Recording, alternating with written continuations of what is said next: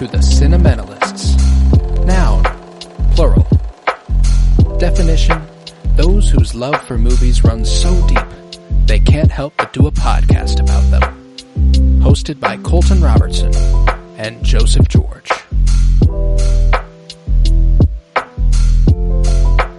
Hello everybody and welcome back to the Cinementalists, where today we continue Season 3 of Cinema Surprise with my inaugural pick of the season, The Straight Story. It was released at the Cannes Film Festival in May of 1999, written for the screen by John Roach and then wife to the man, Mary Sweeney, directed by David Lynch. I'm Colton Robertson. I'm joined by Joseph George. What's up, homie? Oh, what up, what up? Always a pleasure to be here. Always a pleasure to have you, and it's been a second since we talked a Lynch one, but we're trying to knock them all off of the list as far as coverage and viewing is concerned this year. This was a first viewing of The Straight Story for you, a second viewing for me. How you feeling? How you feeling? Well, if I was not told this was a David Lynch movie going into it, I probably would have never arrived there. Like this, and not to say it's bad, it's just not his alley. This is like Disney, made for Disney. Is that right? Disney produced it. Okay. Available on Disney Plus, all that good stuff. Yeah. And yeah, some parts of the movie almost got there, but even the weirdest part of these movies are nowhere near Lynchland, I'd say. But I feel like I could see some of his visual language sometimes. All of a sudden, so that was, whenever you watch the most normal David Lynch movie, you start to realize just how much of a style he actually has. And the most I think you see it is at the beginning, like in those first 20 minutes or so before he leaves on his journey. Whenever, the storm is happening and we see this white house with the blue trim and the lightning flashing and the shadows of the trees on it. And there's one image of Richard Farnsworth as Alvin Straight that is one of the most striking images of Lynch's entire filmography for me, which is him sitting there listening to Sissy Spacek on the phone in the other room when he finds out that his brother had a stroke. And he's sitting there and his eyes start to well up with tears and there's a shadow behind him and you can see that thing that water does as a shadow that's it like shimmers off of him. I on rewatch, because I didn't think this the first time I watched this, on rewatch, one of the best looking Lynch movies by a lot. One of Badalamenti's best scored movies by a lot. It's like a Lynch family reunion here. This being what he did in 1999 is incredible. Sissy Spacek playing Alvin Straight's daughter, legendary actress, played Carrie back in the 70s, pretty iconic for it. She is married to Jack Fisk, production designer of The Straight Story, the original production designer for Eraserhead and many other Lynch films. Jack Fisk starred as the man pulling the lever in Eraserhead. We get Everett McGill. Oh, is that his name? I don't want to butcher my man's name here because Everett McGill. Yes. Yes. Oh, yeah. Big Ed. Yes.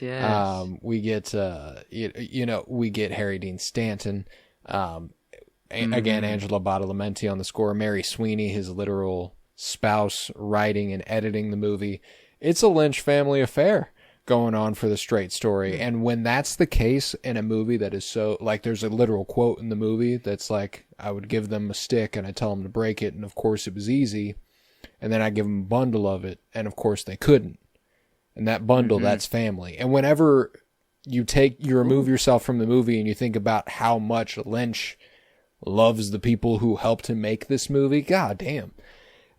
Just full circle hits me like a ton of bricks, man. And I'm a sucker for it. I more than I realized upon rewatch how much I fucking love this movie.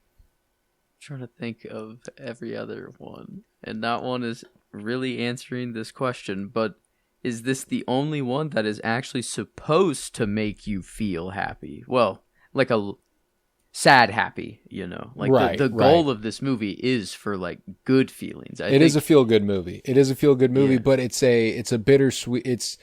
It's embracing the beauty in reality. You know what I'm saying? It's not asking you. Shots. It's not asking you to be. It's not asking you to ignore what's happening in order to be happy. It's asking you to embrace what's happening and deciding you need to be happy about it, or that like that is the only way to live. And it's beautiful. Mm-hmm. It's beautiful for that reason. And you mean of my picks or of Lynch's movies?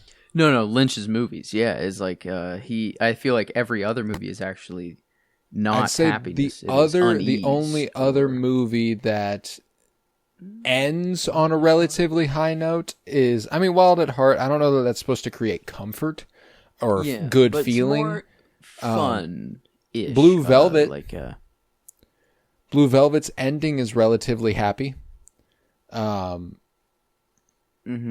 It's a strangely optimistic ending for Lynch. Beyond that, I mean, there's nothing that comes close to The Straight Story as far as being a happy ending is concerned. And just actual reality here, like and you have the lady who hits the deer. And God, great scene. I've had 14 deers on the way. I have to go to work. I have to go. I was like, so like that. That was good. Deeply Lynch. And I'm like, deeply Lynch also. So I'm trying to. There was one other moment. I feel not the lightning. You mentioned that one. That was the other. Like, okay, this is him. It was the lightning, the deer lady, and man, I feel like there was one more. I mean, him cruising down the hill. Those shots of the road in front of him. Yeah. Pretty Lynchy. I'm trying to think of.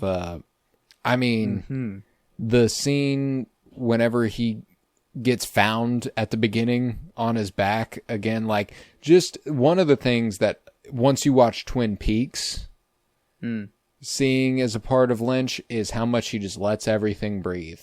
And this movie is that on 10. Is there a reason this movie's an hour and 50 minutes? No. It could probably be an hour and 25, an hour and a half, but the beauty, again, that takes away from the beauty that Lynch and the story is trying to get across, which is that there's beauty in the mundane, there's beauty in the little things, and these gorgeous shots of him just traveling, and these small moments where he's not saying anything, but he's looking at somebody or he's looking at nature. Those are as valuable as the plot progression points, you know? And that's what's beautiful about the quote unquote plot progression is that the first 20 minutes, a few minutes in the middle, and then the end are plot progression. Most of it is just living with this guy. It's a very, very, it's a major slice of life film. And I can't emphasize enough how much, like, I watched it. This was my first watch for Lynch, if that makes sense. Okay. I'd watched every Lynch movie for the first time prior to watching this one. And I'd just kind of been, I wasn't strictly saving it, but I knew that it wasn't like his other movies. And I was kind of like, not that it didn't count, you know, but it was one that I was like, well, I need to hit the others first. That was how it was in my head. And then he died. And about a week later, I got around to The Straight Story, and then I was kind of saving it, but I also just couldn't wait any longer. I was like, I need to watch this. And I don't think there was a better Lynch movie to watch for the first time after his passing than The Straight Story. Because you watch a man's work, which is so entrenched in despair in darkness and in the evil that men do and the worst of humanity. And then you watch this beautiful, inspiring movie that is actually, you could perceive plenty of cynicism, but it's the most obviously positive Lynch movie, and I think the most indicative of what his philosophy in reality was, which is that you got to do it your way, and you've got to be resolute in your choices, and I gave it 5 stars on Letterboxd after that.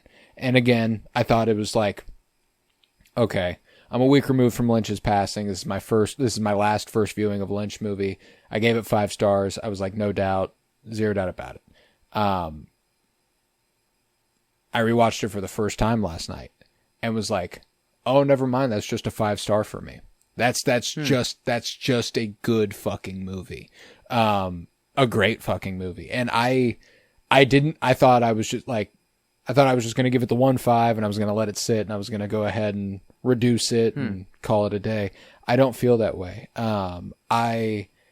Anything that tugs at the heartstrings where not just siblings, but brothers specifically are concerned.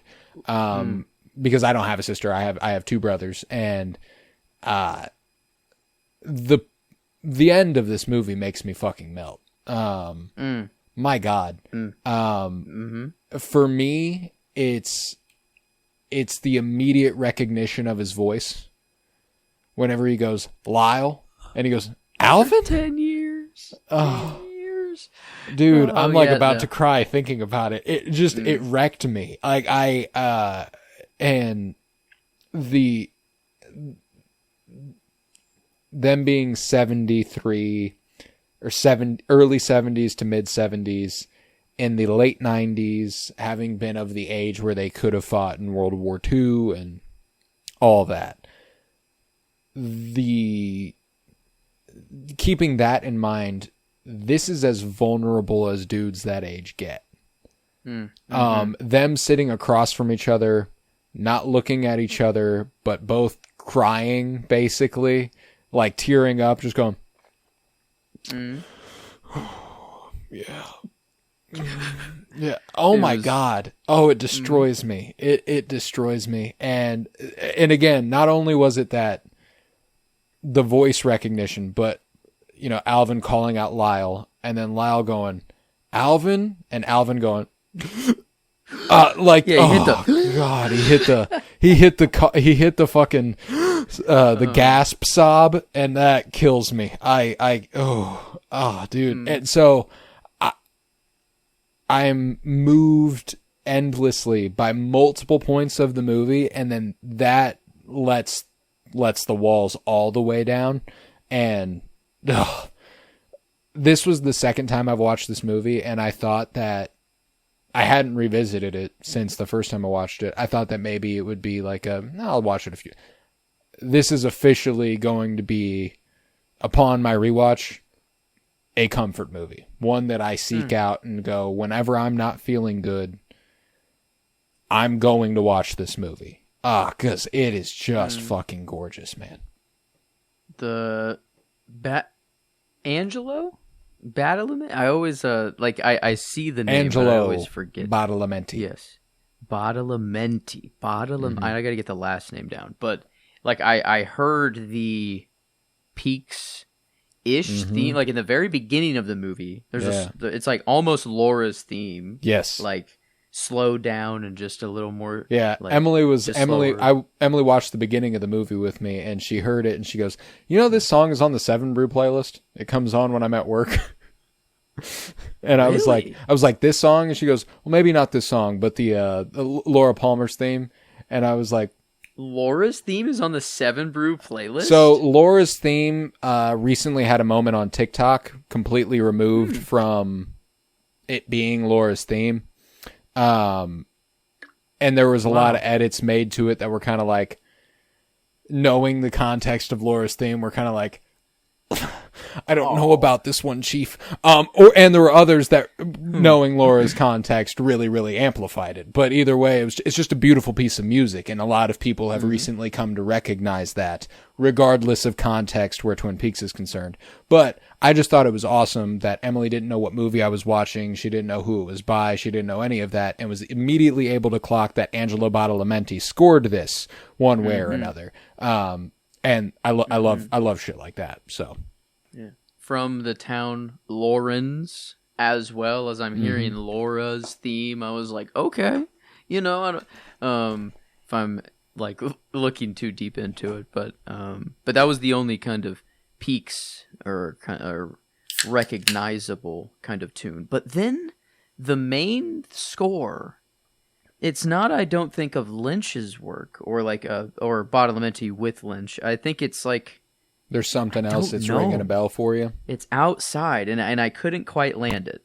But the main score was also, but I guess the whole package is such like not that I want to put this movie on for like background music or like a background movie, but it has a very good, just nice slow, and then the nice just visuals as he's traveling like through the farmland, and it's raining, and like most people would just be mad and upset, but he's like, perfect, this barn is right here, I'll pull into it and just have a little smoke and just look at the rain and just smile at the rain. And I'm like, seeing an old dude just smile and just like take in the world. It would be so easy to be upset about that, and that's one of Alvin is just spitting line after line of wisdom in this movie. Whenever, he talks about with those young the cyclists, and they ask him, what the worst thing about being old is, and he says the worst part of being old is remembering when you were young.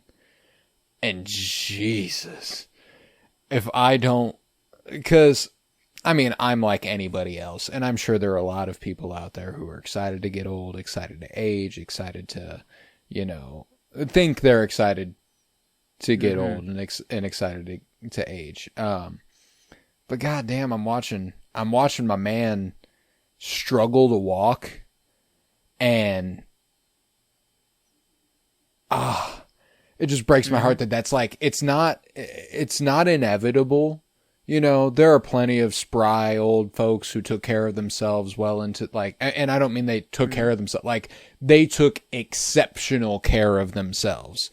You have to work really hard to be spry when you're old, and the fact that like I've had 2 knee surgeries already. I'm going to have more. I've no doubt about it. I'm not going to be able to move well when I'm old.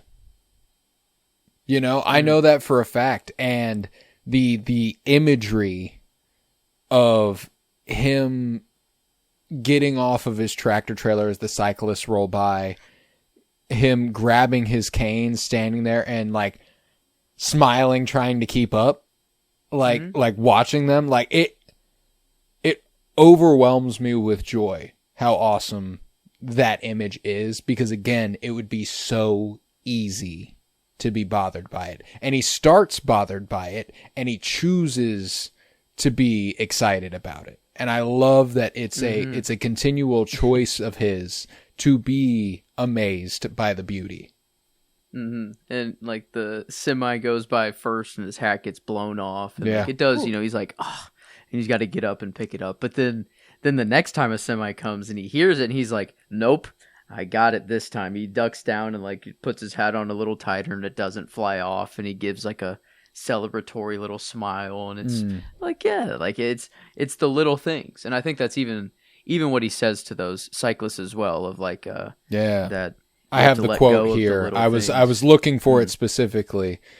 And again, this whole interaction, like, beautifully written movie. And again, when it comes to Lynch movies, I don't normally think beautifully written. You know what I'm saying? I think particularly written and well written Yes, very specifically and artfully crafted, but I think the only movie I've ever thought, wow, that is a beautifully written movie of his maybe is Mulholland Drive, and even then I don't know that I would describe that movie as beautifully written. It's exceptionally well done. Twin Peaks might have his most beautifully written stuff. But regardless, this interaction with the cyclist, he says, "You don't think about getting old when you're young. You shouldn't." And then Steve says, "There must be something good about getting old."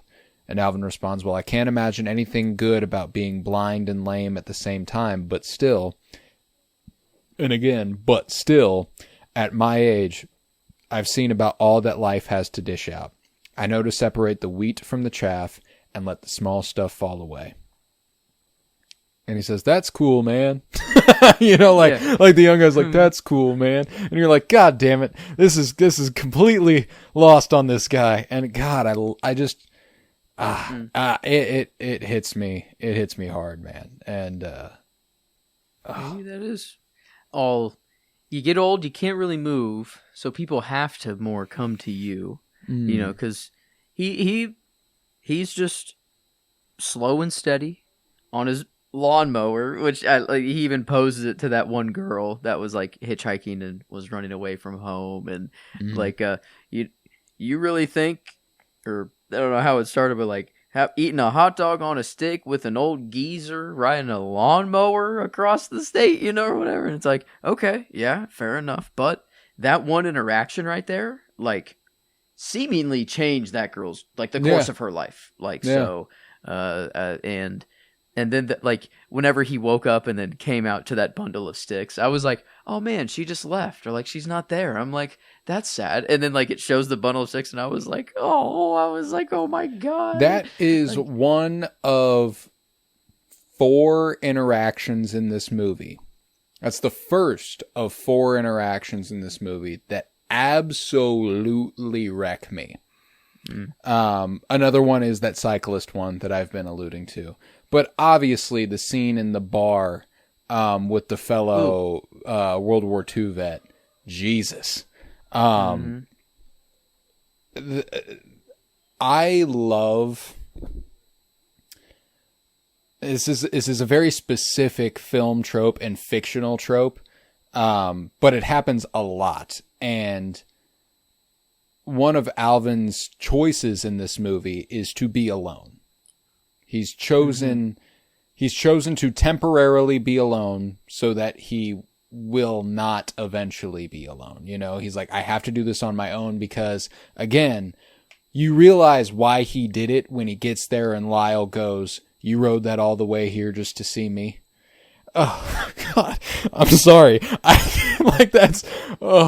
It's so good. But there's that scene where he's talking to the other World War II vet. When 2 people are alone together, it's very specific, and it happens a lot. I'm a sucker for it, though. They'd never met each other. They see each other. They immediately bond over a shared trauma, but more specifically, a shared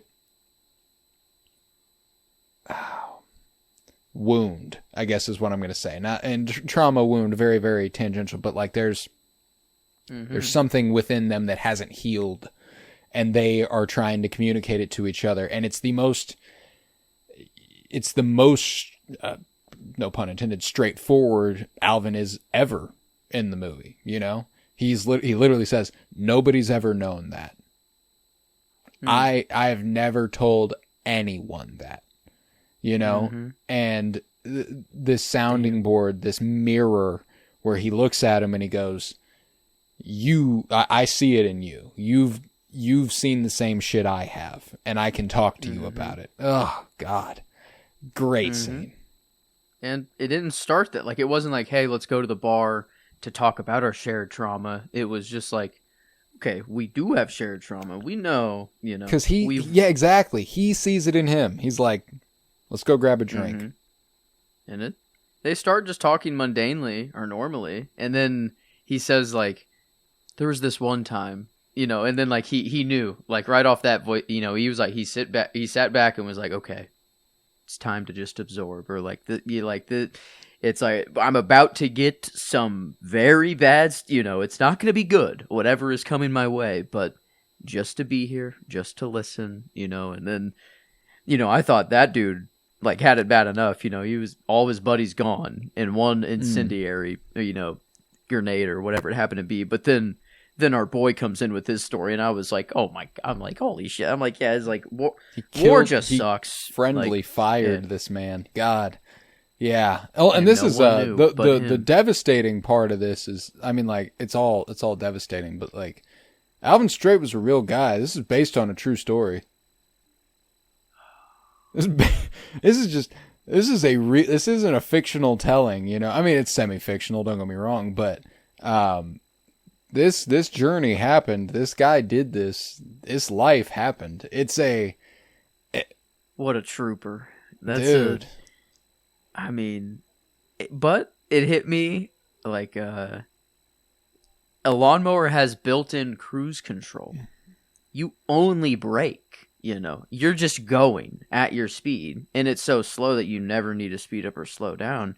Kind of, if you don't care about time, and then I gotta imagine the gas mileage cannot be great. I gotta imagine this dude's filling up quite often, but really, you do just sit back. You don't do a thing. You're just coasting. And dude, they showed the very end of him like welding up his trailer, and like, did he whip up the whole thing from scratch, or was that just like a repair job he was doing for this thing? I like to believe that he was like, I'll whip this up for my, you know, for my trip or whatever. Give me a nice little shed trailer to tug with my lawnmower. WD-40's the like trailer hitch, and like his daughter just watching the whole time, like absorbing everything was so cute. And then like it was just Sissy Spacek's performance in this, by the way.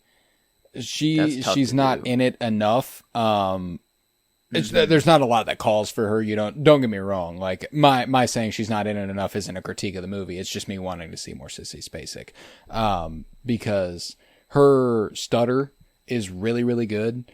And the image of her longingly looking out the window and seeing her kid, and then it coming back around and us finding out it's her kid. Jesus.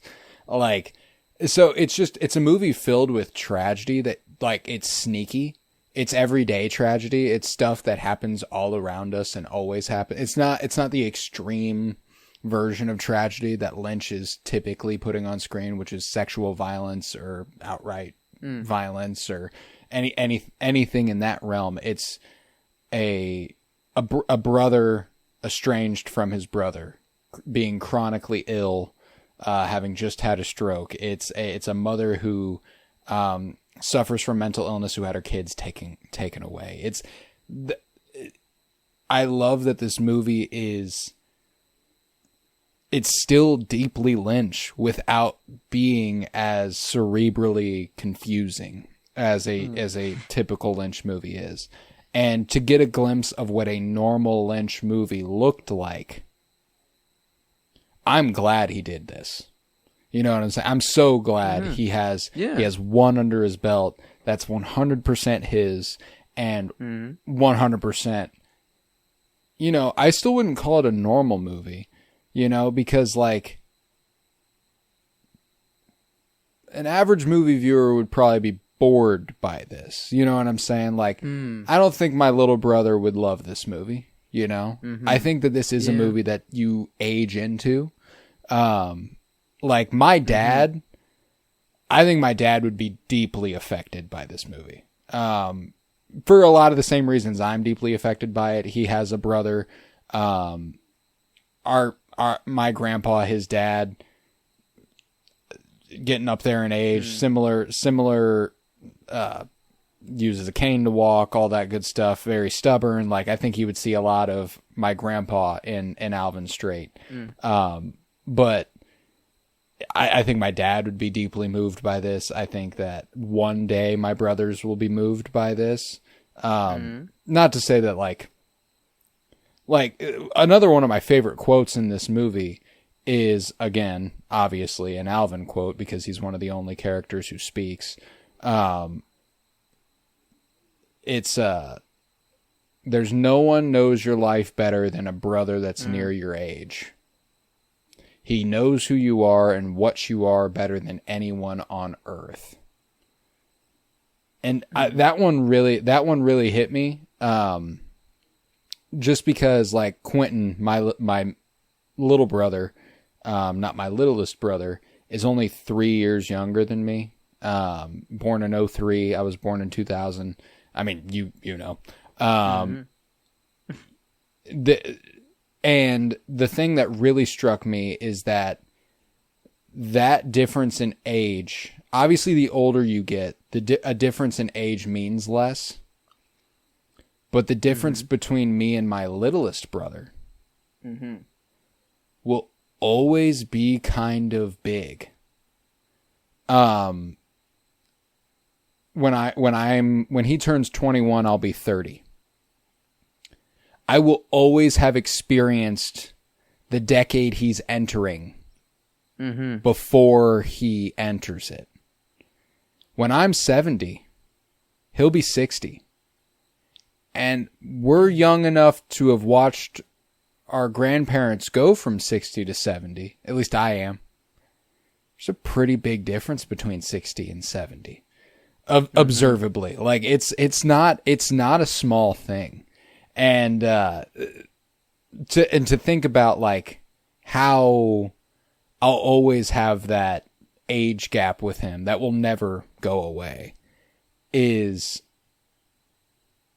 simultaneously beautiful and kind of sad, you know, like I want to be able to, and the more he experiences, obviously, the more we'll be able to bond over shared experience, you know, like that's just inevitable. But like, I can do that with Quentin already, and I want to be able to do that with Griffin. I really want to be able to do that with Griffin.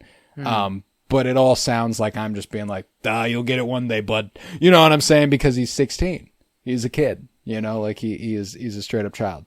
But crucial. Yeah. It's just I think kind of the point of it all. Like what, like you pass down what you know, no matter how, like even a year removed. Like I'm not that separated, a year and a half from my brother, but like I feel like there's quite the gap for our lives. I don't know. Or we just live very, very different lives. Like he is more mature than me in some ways, being a father already. Yeah. You know, that I'm nowhere near that. And then so there's very different or weird things. But that scene whenever he is telling those brothers the quote, or like, you know, like no one knows your brother as well as you do. And then they're like kind of dumbfounded, you know, like they're kind of playing the Two Stooges kind of act, I think, those brothers. But like whenever it gets emotional and like he does say that line, they're kind of like, oh shit, you know, you could tell that there's more going on behind, you know, they're not just the Stooge act anymore. And that was nice. The kind of fixing it up. I almost expected him to be like, you know what, just take it free of charge. You know, I thought they were going to be like, okay, no need to pay, but he did swindle him down, I guess. No, and that's what, and Alvin would have been like, no, I'm going to pay you. You know, like Alvin's a respectable enough man that he'd have been like, no, you did work. I'm not going to act like you didn't provide me a service.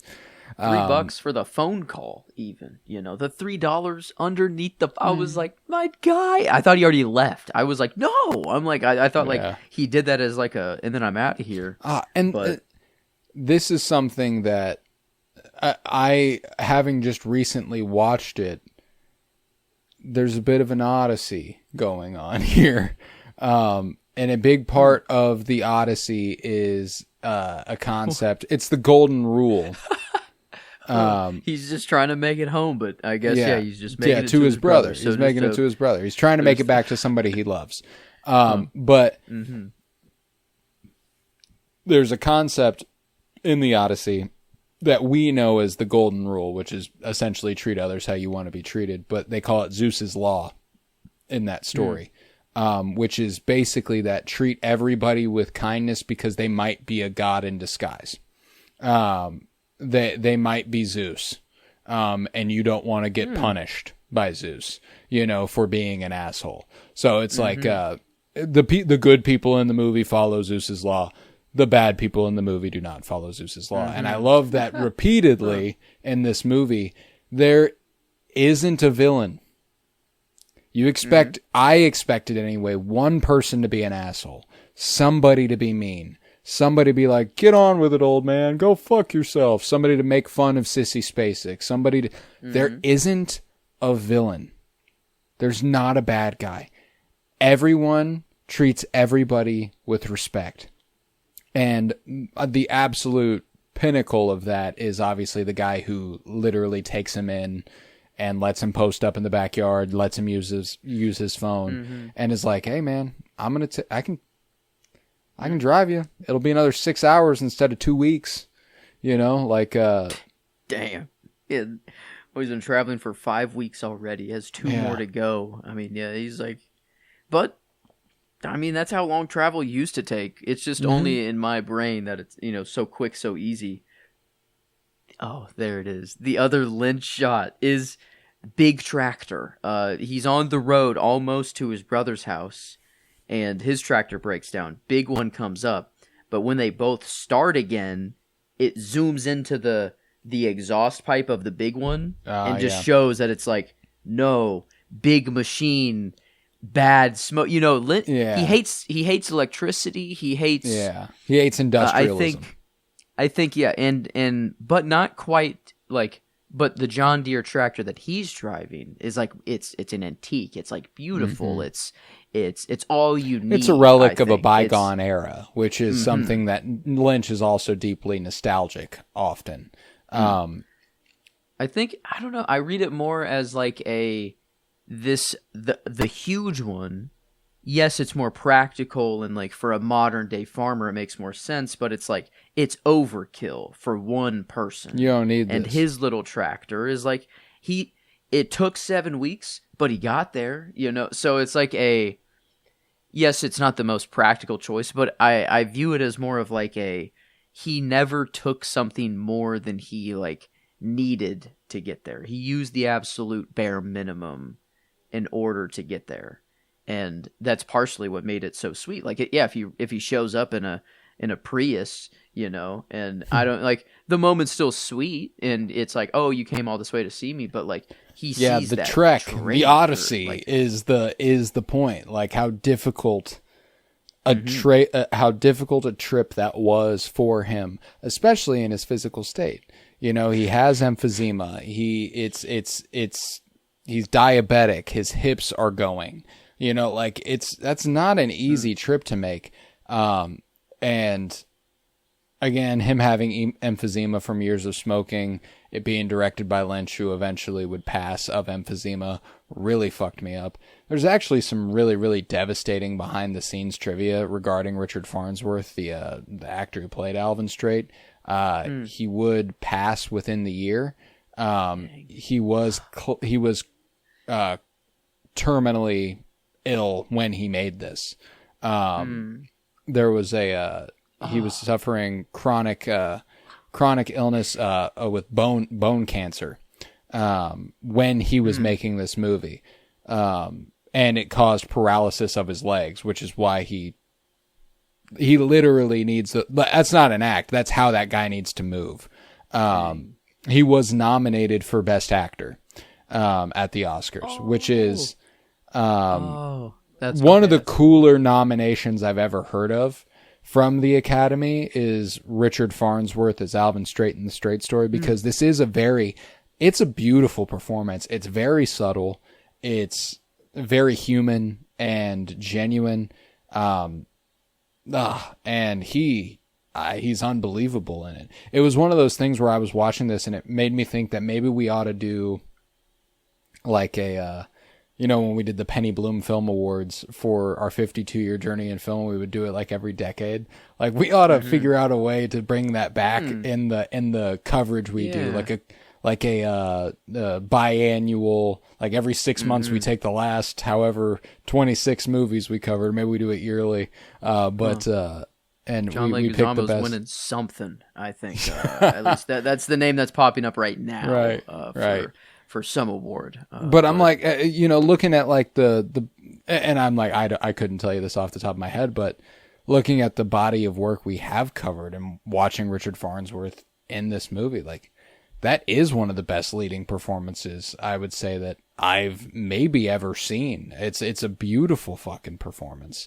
And again, I go back to that last moment where his brother calls his name in return and just, and like that gasp, God, it's so good. It's so good. And them sitting next to each other, the stars. And it's even daytime when they get there. I like to believe that it's like, in my head, it's like, no, they sat there the whole day until it became night. They didn't move, they sat there. Maybe in silence, maybe in conversation, but, like kind of the two war vets at the bar, they can't look at each other, but they can talk, and it's all good.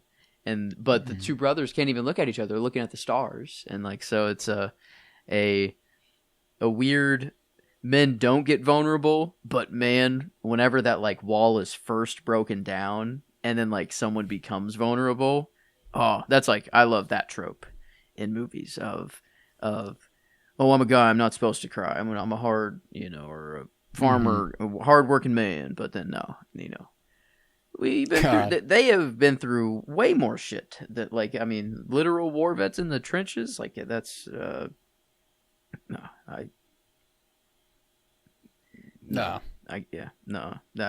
thankfully, we have not had the call to be drafted or the need to be in war in this era, but like there are a lot of old heads that are like, you guys need a war, you need a war to understand, or like it's like we all had plenty. One. Yeah. I guess true. They just don't call them that anymore. Yeah, it's like it's military action. It's a operation. Yeah, we're not doing war. War is something you got to get cleared with Congress. Military action, you can do whenever you want.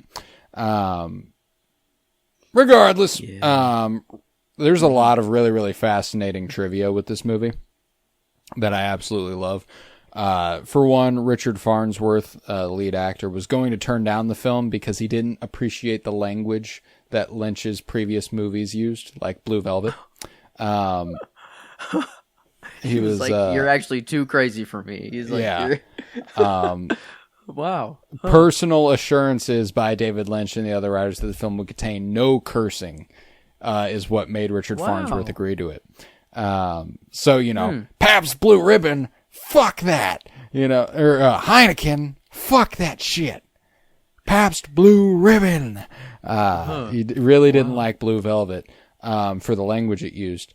There's a lot of cool stuff about David Lynch's process in making this movie. He says that when he read the screenplay, it brought to him such a specific and profound emotion that he felt responsible to try to recreate that emotion for other people. He was like, I've got to be the one that makes this. And so he did. And in doing so, he coined it his most experimental movie because it's something that David Lynch would never do. This is more foreign to him than the crazy shit he does. That's kind of incredible. That just the run of the mill kind of They're movie. Like, can you make a normal movie? He's like, I don't know. Let's see. And because I am a David Lynch fan, but I'm trying to imagine a world in which I watched his movies and didn't become a fan. But like I'd say like a gripe, or maybe some people could say, well, he can only do weird, like maybe he never has done anything normal. But no, we do have. This is like you can't just point to this and be like, well, no, he did do it. He doesn't. It doesn't actually seem that he likes to do this, like he really loves to make the other movies, or at least that's what he did a whole lot more. But no, he can do it. But that's the most experimental film that is insane to say, like, for him. Right. And it's just some landscape shots, some, you know, most of the interactions is just when he had to pull over and camp for the night. And it's like a hitchhiker happened to come over and sit. And then the other time it's like, oh, well, I'm going to join these bikers. And they are all excited that he's even there when he pulls up. Is just... I'm just reading a lot of really interesting trivia. So a few of the other actors who were offered the lead were John Hurt, who you might know as the guy who gets his chest bursted in Alien. Okay. Jack Lemmon, who is in a few very, very great classic movies, including Some Like It Hot, Glengarry Glen Ross, and Gregory Peck were offered the lead. I love Gregory Peck. He was in a great Western called The Gunslinger. That's still my favorite Gregory Peck movie. They were all offered the lead. It ended up going to Richard Farnsworth. But this is probably the most interesting piece of trivia that I hadn't really considered. And this article, or this piece of trivia, was clearly written prior to the passing of Lynch. But this is the final film directed by David Lynch that began production as a feature film. He would release 2 more movies, Mulholland Drive and Inland Empire, but Mulholland Drive was originally a television pilot as a spin-off for Twin Peaks. And then evolved into something else. That's cool. Inland Empire was originally just a collection of scenes that Lynch had been filming independently of one another. So, like, Inland Empire is his, like, Black Mirror, or, like... Yes. Inland Empire is, if you see a narrative in Inland Empire, you're lying. You might be insane, maybe. If, okay. Yeah. No, and don't get me wrong. Accepted. You can derive all sorts of meaning, and I think that there is plenty to take. Thanks, Dustin. I appreciate you. There's plenty to take from Inland Empire, and we'll get to that. But it's a collection of scenes that Lynch ties together on a very, very loose thread. To be sure. And so, yeah, this was the final film directed by David Lynch that began production as a feature film. He would go on to make a couple more, and obviously The Return was never conceived of as a feature film, unless you ask Lynch, in which he will say it's an 18-hour feature film. But yeah, very, very fascinating. I'd never realized that. Farnsworth, like, the more I think about it, is this dude not acting? Like, is he, like, thinking, like, man, I am on my way out. Life is getting hard. Let me, like, I wonder if it doesn't seem that he's a grumpy old man, you know, in real life. It seems that this, like, kind of is a weird way, like, Lynch was in this mode, or kind of in this stage of life. You have the actor in the stage of life. They both want to get this message out there. Lynch wants to get the message out there, and this guy is, like, just living that message already. Is like, yeah, I mean, him just getting out of the mower, like we're talking about, like, just showing that is just literally how the dude would get out of a mower, but it works for the movie. Like, it's like it shows, like, I don't know, the trip he's making, and just the like, it's a sacrifice almost that this dude, like, he is purposefully and knowingly, like, going through an impractical trip. But it's like, no, I don't even, like, I didn't need any more of that conversation at the end too. Like, it was, you rode all this way in that, or however he's, and Harry Dean Stanton too. I'm like, oh my god, damn, like, he's always good, man. No matter how long, clearly, no matter how prevalent he is, like, he comes on screen, and the second he lays eyes on Alvin, he starts to well up. What an unbelievable actor. Like, that's one of the greatest to ever do it. I fucking love this guy. And I'm not trying to say that crying on command is like exceptional work. You know, that's like what actors are supposed to be able to do. But there's just I think one of the most compelling things about this movie, and what does make it an unconventional movie, even if not by the standards of David Lynch, is that you have a very unconventional leading man, which is a 73-year-old character, an 80-year-old man is playing him.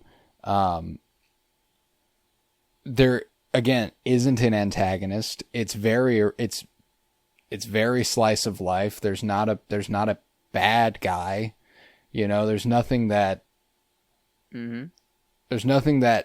screams, "Oh yeah, that's a narrative people are going to connect with." You know, that's a feature film that people are going to go see. You know, and it got nominated for Oscars. It was incredibly well received at Cannes, and after Cannes, Disney was like, "Yep, we're going to distribute that motherfucker." You know, like that's an incredible feat. And Harry Dean Stanton as an actor has always been an unconventionally incredible actor. Like there's just I don't know if I almost feel bad calling him like attainable. Like there's something about him that just feels so natural and so normal that when he acts, it's just like anybody could do it. Like he genuinely makes it feel like acting. It could be anybody's gig. Anybody could pull that off. And I deeply admire him for that. And, I mean, I can't emphasize enough how much you should watch Paris, Texas, talking about unconventional leading men. Harry Dean Stanton as the main actor in a movie, period, I don't think is something you've had the pleasure of experiencing. And Paris, Texas. Yeah. Good fucking movie. Yeah. Ever since I've seen that, man, was it The Return or was it Fire Walk with Me? Would have been Fire Walk with Me. Okay, yeah, just seeing him having that moment, just seeing the soul rise, and then him sitting in the that's bench, that's The Return. He is in Fire Walk with Me though. I'm making a pot of Good Morning America. You want some? Yeah. Oh yes, that's right. Green Mile. Toot. Always forget. Yep. He was the Avengers. He's the janitor who sees the Hulk. Okay. Yeah. Alien, of course. You Jonesy.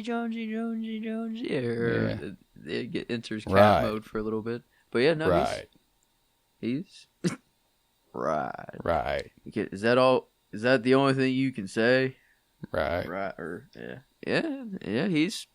He's never. Yeah, I guess Paris, Texas. I'll have to get there to see what he's like in a leading man. But all the roles I've seen him in, he is this kind of just side character. This one, I guess, kind of the other main character if there is one, but it's really the idea of him. Definitely one of the most important.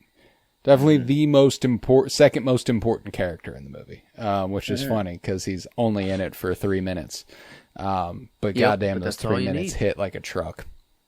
That is all you need. And yeah, it was just such like the bundle of sticks. I think that was the first time that I really I accepted the cry, and like I was like, good. It felt good. Tear up to cry. Here we are. I don't think the cyclist kind of got me. You know, there was many tear ups, but that one only really got me on rewatch. It didn't get me the first time around, and it didn't make me cry the first time it didn't make me cry the second time I watched it either. But it was just one of those specific line, which was, you know, the worst part about getting old is remembering when you were young. It's like I don't know if I missed that the first time, but like it hit me like it was the first time I'd heard it. When I watched it, and I was like, whoa. Yeah, I hit an existential oof, like just a outside my body of like deep in the diaphragm, just god. Like, and you can only get that from old wisdom. You know, that comes with time. You're not born with that. Just brutal.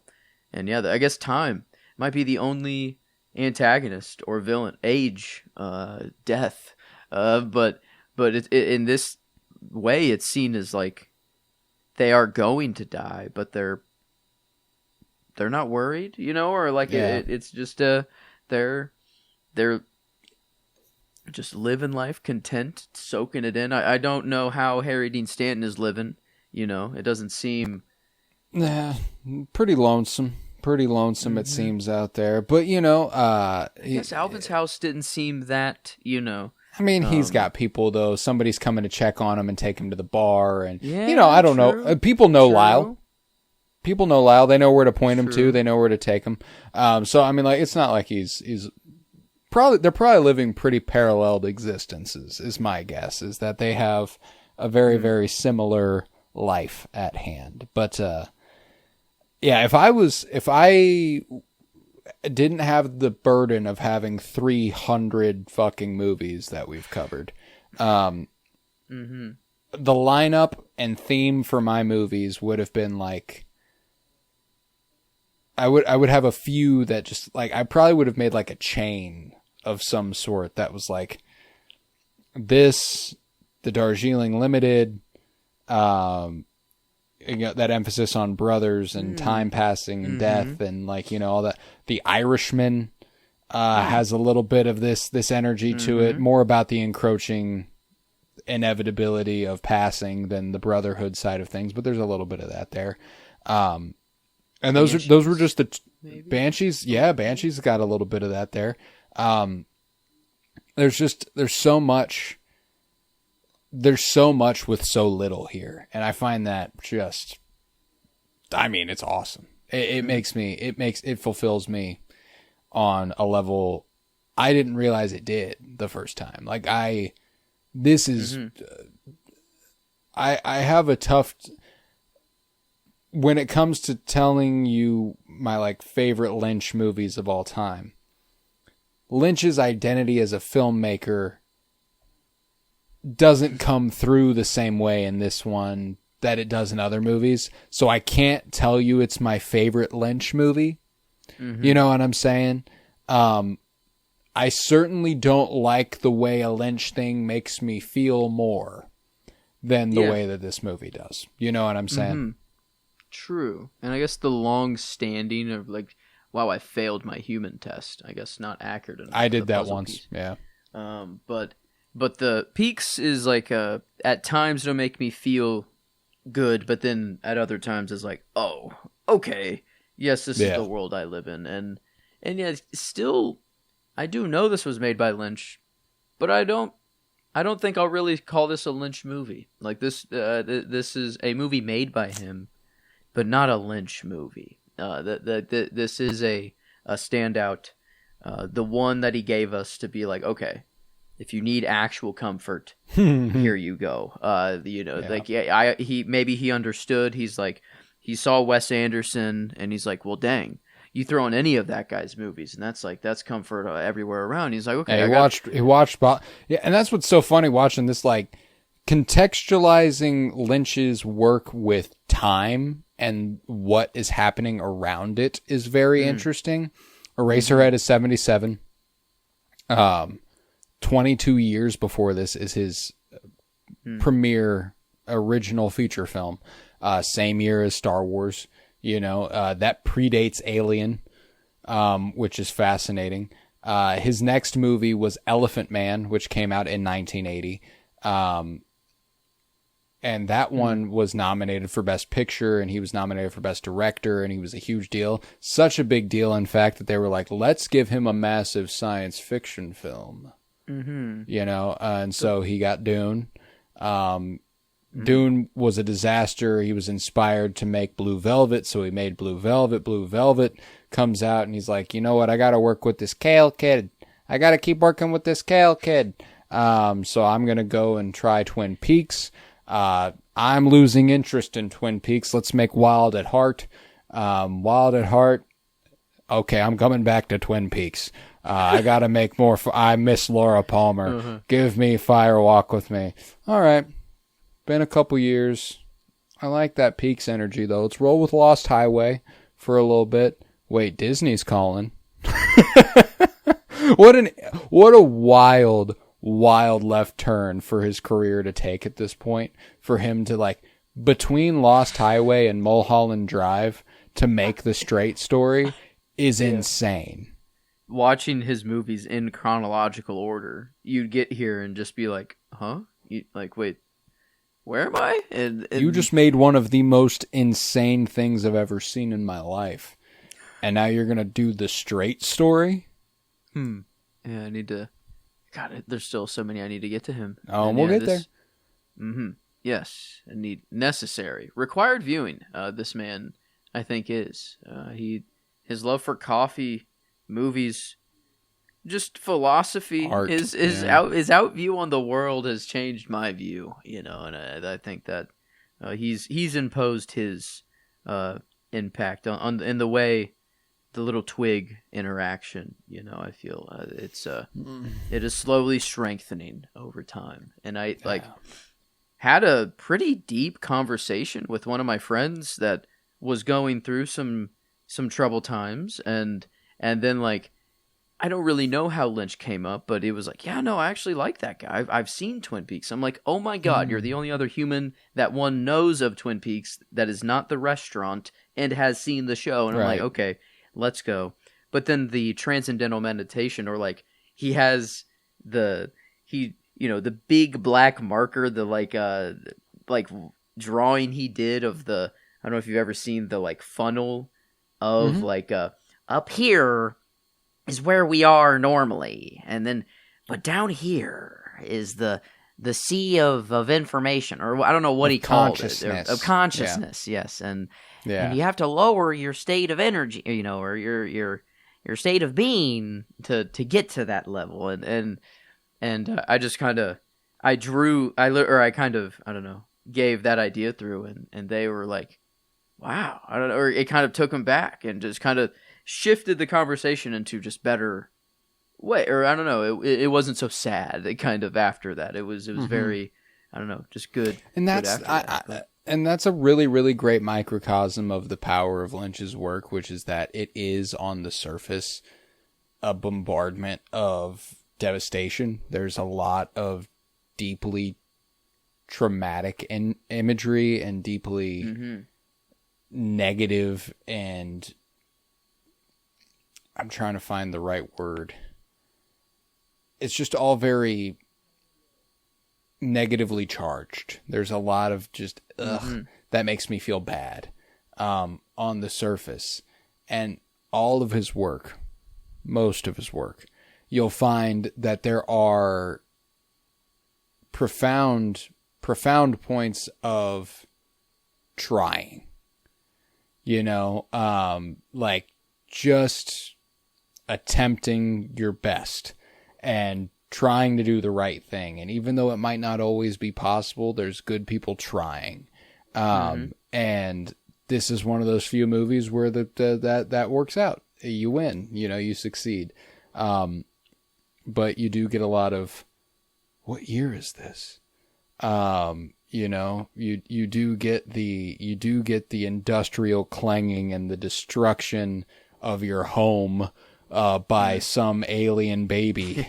It's sometimes the birds come back though, like in Blue Velvet, and sometimes the birds sing and they return and we're here. So I don't know. The review I wrote for this movie, the first time, was something along the lines of the levity and beauty and positivity that this movie has. It was every bit a part of the man as the darkness that we saw in all of his other work. And this was just the only thing to platform it so obviously. Which is why I'm so grateful he got to make something like this, and that he did make something like this. Because I'm sure I'm positive that I'll be returning to this infinitely more than I thought I was after my first viewing. Like I'll be back on the. I'm going to show my dad this movie. One day I'll show my brothers this movie.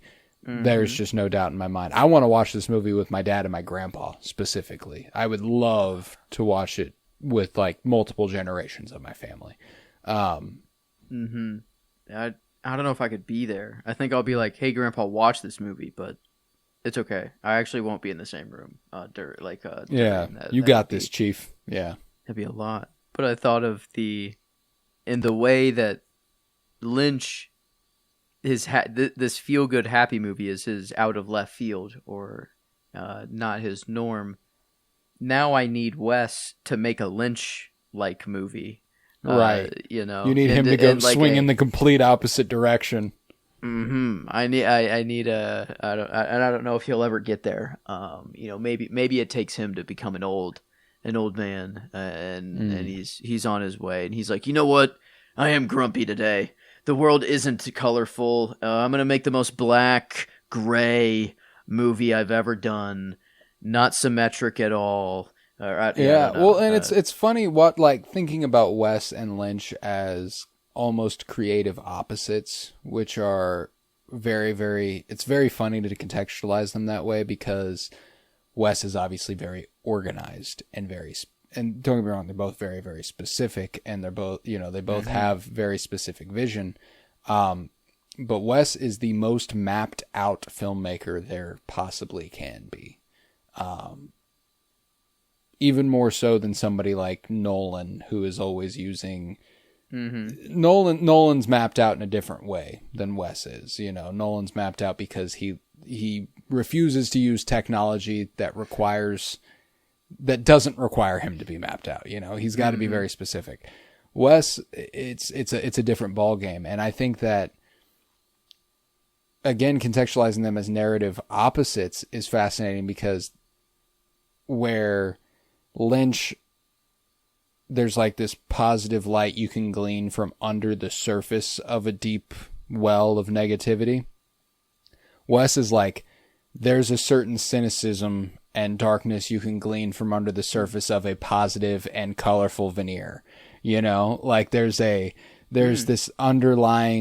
sometimes this underlying like ickiness about the world that he's not refusing to acknowledge, but again, deciding to refuse. I think the Royal Tenenbaums does it very, very effectively. Bottle Rocket obviously does it very effectively. Darjeeling Limited does it very effectively. Like the French Dispatch does it. There's so many examples in his work, and his is more specifically with mental illness and less about like the evil that the world can bring about. But there is an attempt on one's own life in Royal Tenenbaums, and that's kind of where we start in Bottle Rocket, is with a guy in a mental institution. And the French Dispatch, you get that monologue from Jeffrey Wright about how people will hate you because of who you love, and but there's pretty colors, and it's symmetric, and it's nice, and so and you get that line at the end that makes you go, oh, that's right. Everything's okay, and I think that there's such a fascinating dichotomy between two of our favorite creatives of all time. And I love how weirdly comparable they are, even though they seem completely opposite. It was like when I grew up listening to Pursuit of Happiness and Day and Night, I'm bumping my head. I'm like, ooh, these are great songs, And then I get old enough to understand the words that are being spoken to me, and I'm like, oh, damn, I've been happy to these songs, or like that. I was like jamming to these songs, and now they do have now obviously Pursuit of Happiness is deeply sad. Day and Night is like sneaky sad. It creeps, but he puts a nightmare in parentheses. I think for this exact reason. Every song that has nightmare is like, it sounds happy, but then you listen to it and you're like, oh shit. You're like, damn. But it's, at least it has both. I think that is, it can never be this like purely happy song to me anymore, but it was at one point when I first listened to it. So yeah, it's this weird. Anna is here now. She's been here for a little bit. She's bringing up that this is how she felt about Dead Poets Society. Yeah, which is very spot on. Like it is generally, obviously there's a pretty terribly brutal, devastating scene in that movie, but up until that, and even quite a bit after that, it's pretty happy. It's a positive movie that you're feeling very good about, but there's this underlying thing that's like something's coming. Something happened, something's coming. And God, it's, again, that's a beautiful movie that I've had a tough time revisiting, just because. I know what's coming now. And that's a rough one. I've watched that movie a few times, and a few times thus far has been enough. It's something I want to do with our movie nights at some point. It's just like bombard everybody with the saddest shit they've ever seen in their lives. And just everyone let it go. We just all cry. What I would give? What I would give to see Hunter cry at a movie? I'd give anything. I'd give anything to watch Hunter cry at a movie. What would get that man to cry? That'd be I feel like he would. He probably does, but he's the one to not admit it, I think, yeah. Anna brought up the movie version of Rent and then said, I love Jonathan Larson. Tick, Tick, Boom, Anna, how do you feel about that one? Where Andrew Garfield plays Jonathan Larson. Another one of those, I would say. One of those devastating The only time Happy Birthday movies. I hate hearing Happy Birthday, and when it comes to Tick, Tick, Boom. Will Smith, all due respect, didn't earn that Oscar. Andrew Garfield needed that fucking Oscar. And here's the thing, unless somebody else fucks up in a major way in the future, I worry that was his best shot. I want him to this Farmer Rebellion movie. I don't know, wherever he's like. I like it. I like the idea. The Uprising seems like a fun movie. I'm excited to see it. I don't know. I don't know that he'll get. I don't know that he'll get the love he deserves. Boom. It's not that kind of. I don't think it's going to be that kind of movie. I think it's going to be one of those movies that, like, it'll probably get a couple, maybe a production design, maybe a costume design, but. I mean, shit, I'll take an Andrew Garfield now. I haven't seen the performance yet, but it's been a pretty thin year. I don't know, maybe that was there's something there. Richard, that one Will Smith, that one too was. Yeah. That was the year that he smacked Chris Rock. Yes, and somehow Kid Cudi, full circle now, predicted it. The Will Smith smack in one of his songs, I don't know, somewhere. But then I remember that's how. I watched the smack live, and then I think that was like the first post I saw afterwards was like Cudi posted something of his lyrics, and he's like, "Yeah, no, I called this shit back in 2001 or whenever, I don't know, whenever." The funniest, like the absolute most ridiculous post in the wake of that was Judd Apatow, going, "He could have killed him." Now I know logically that he doesn't mean that he could have killed him with the slap. I know that what he meant is that. I know that what he meant is that if he is able to walk up to the stage and slap Chris Rock, he could just walk up to the stage and do anything to Chris Rock, including kill him. I know that that's what he means, but you've got to say that, dude. Like, you can't just say he could have killed him. Mm-hmm. Because that's why I thought first. It was, he thought the slap would, or like, he could have. 100%. Yes. Could have done it.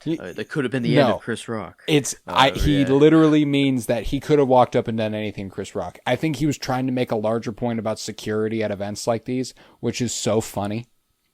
Because this had never happened. And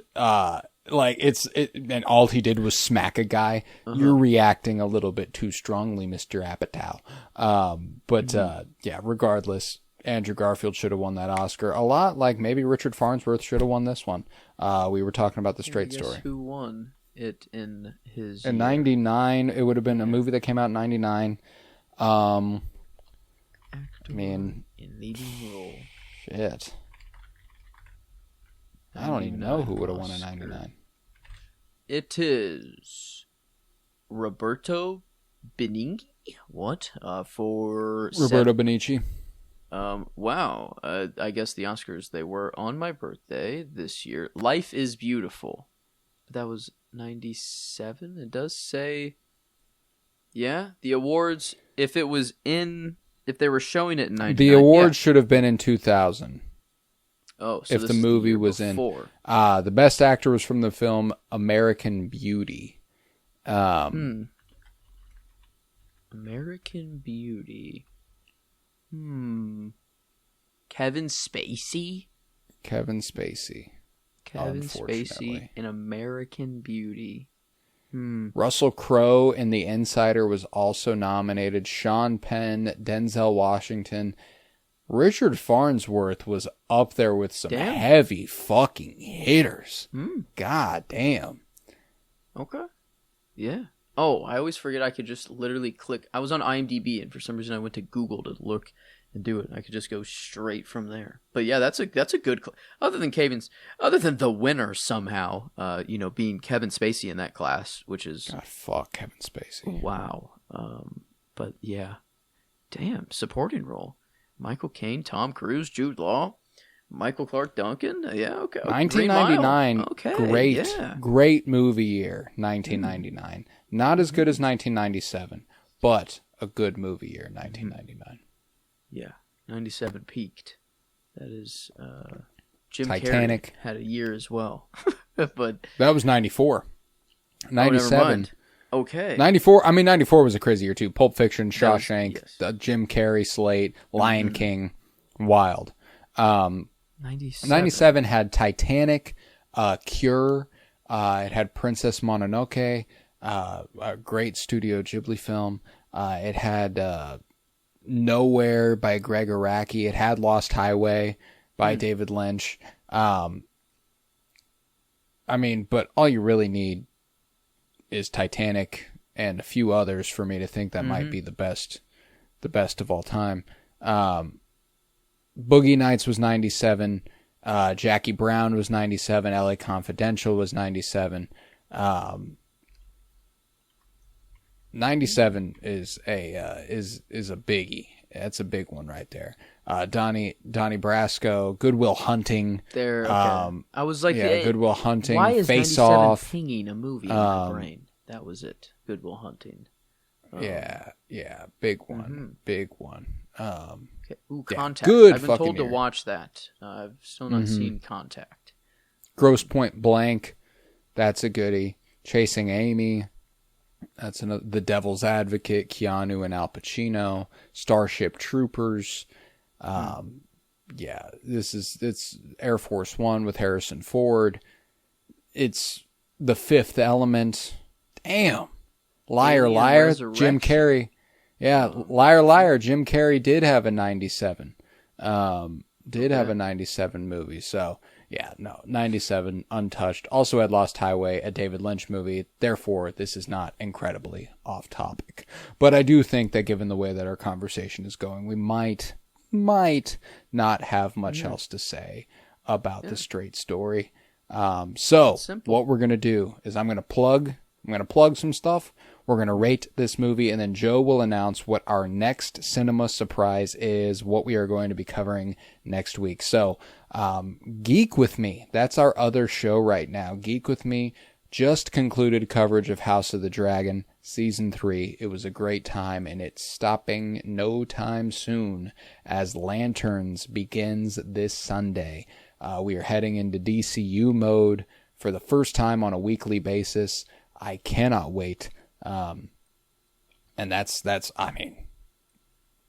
live action Green Lantern stuff, baby. That's never happened. Not in any way that I'll recognize. But Deadpool I can't wait. Shot him. So it's uncanonized.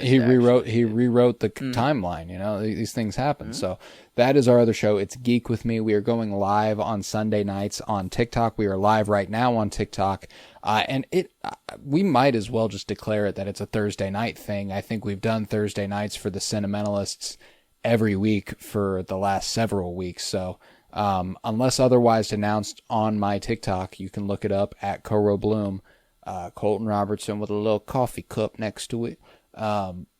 That's a good assumption. Geek with Me Sunday nights, the Cinementalists on Thursday nights. That's how it's going to be. So, got that coming up this Sunday.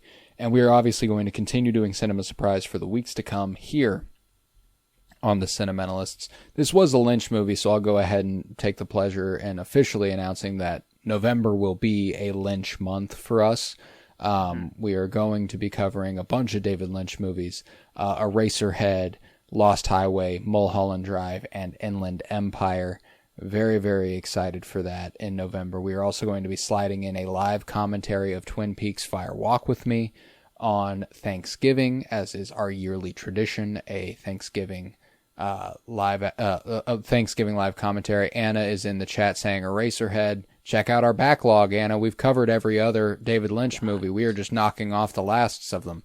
And so we will officially, our last David Lynch movie covered, ironically, will be Dune in the beginning of December as we head into Dune-cember.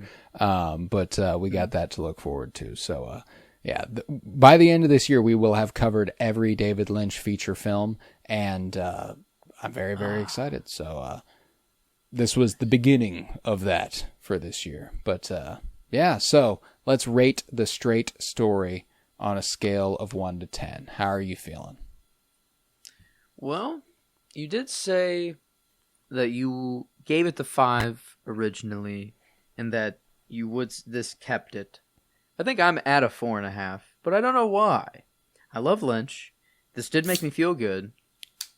And maybe it is like on a second viewing, I will sit with it more and let it go. But it's just there was something holding you back. Yeah, I don't know. Yeah. And I don't know really what it is. So not quite like a 5-star, but 4.5 for cert. Like nothing lower than that. But yeah. And again, there's a difference between the Letterboxd 5 and the Cinementimeter 10. You know, like I don't think this is a Cinementimeter 10. But I'm pretty fucking high. I'm definitely north of 9. Now, I don't know how north of 9. Yeah. I think I would go 9.25 on a personal note. Love the movie. Think it's beautiful. Gorgeous to look at. Really well performed. And often simple can be better, and simple usually is, you know? But again, I do think that I don't know how much better this movie can be at what it is trying to be. You know, like this movie might be perfect for what it's attempting. But I don't know if what it's attempting is a 10 out of 10 for me. You know what I'm saying? So like I'll give it the 9.25.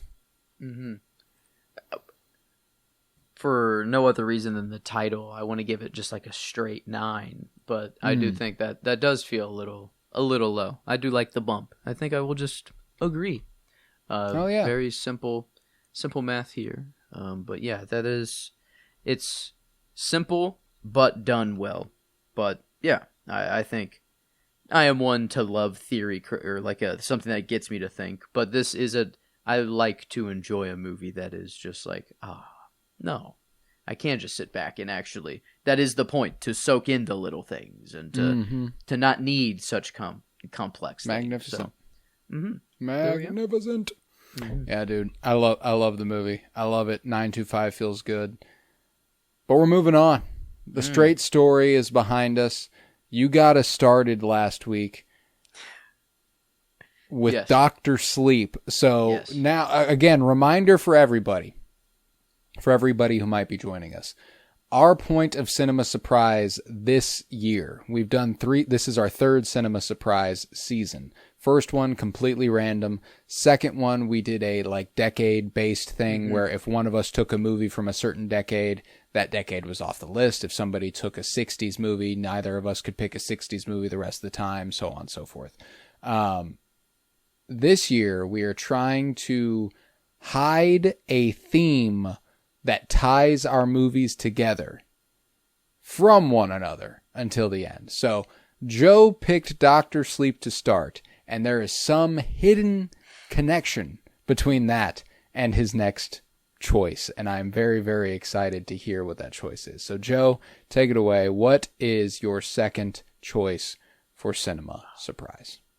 It is a more recent movie, I guess less recent than Dr. Sleep, actually, but another director that we've brought up in somewhat, but haven't mentioned his name quite yet. He is the current maker of Dune, but this is another one from him, going Denis, and to another sequel, perhaps, Blade Runner 2049. Okay. Actually, still a first viewing for me. A strange movie in which I thought I watched at one point, and then realized, no, I've just seen so many clips of the Anna de Armas, the Hollow, whatever. I've just seen so many clips.